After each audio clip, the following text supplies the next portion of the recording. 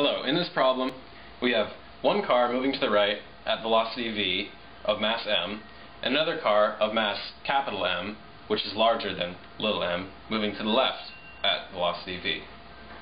They collide and they start to slide on a surface of coefficient of friction mu. Our first task is to find their final velocity of the cars after they stick together and start to slide. After that, we need to find the distance that the two-car unit slides. The first thing you should be thinking in a problem with a premise like this is, of course, conservation of momentum, because you have moving objects. So we'll start with the basic statement of conservation of momentum. The sum of the initial momentum equals the sum of the final momentum.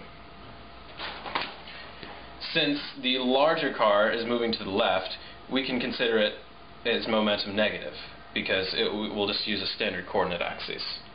So the initial momentum, lowercase mv, minus capital MV, is equal to the final momentum, the sum of both of the masses, times the final velocity. Our only unknown variable in this problem is the final velocity, so we can simplify the equation a little bit, and then finally solve for velocity by dividing both sides by the sum of the masses. So our next task is to find the distance that the two cars slide after they collide and stick together. The reason that they grind to a stop is because of friction and the work done by friction on the two cars. So we can make the statement that the kinetic energy of the two-car system initially is equal to the work done by the friction on the two cars, because there is no potential or kinetic energy left after the two cars slide, and the only energy available initially in the system is kinetic. Therefore, all the kinetic energy was taken away by the work by friction. So we have to find the work done by friction on the two-car system. The equation for friction is the coefficient of friction times the normal force. And in order to find the normal force, as always, we use Newton's second law. The sum of the forces equals 0. The only two forces acting on it are normal force upwards and gravity downwards. Remember, the mass of the system is the sum of both cars' masses. So there we have the normal force, and there we can solve for friction, which we can then plug back into the equation for the work done by friction.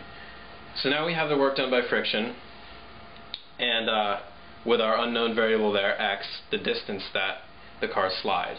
Because remember, the general formula for work is force times distance. Here our force is friction, and the distance, x, is what we're trying to solve for. So we can plug that back into the energy equation, and to see that the kinetic energy is equal to the coefficient of friction times m plus mg times x, our variable of interest. We can expand this further and plug in the equation for standard equation for kinetic energy, 1/2 mv squared, and remember in this case the mass is the sum of the two masses. So after some algebra, we come up with this for the kinetic energy, which we can substitute back into here to come up with this equation, which is the initial kinetic energy is equal to the work done by the friction on the two cars. And after some messy algebra and solving, we can conclude that x, the distance that they slide, is equal to this little m minus capital M squared, v squared, all divided by 2 times the coefficient of friction times g times m plus m quantity squared. And that is the problem.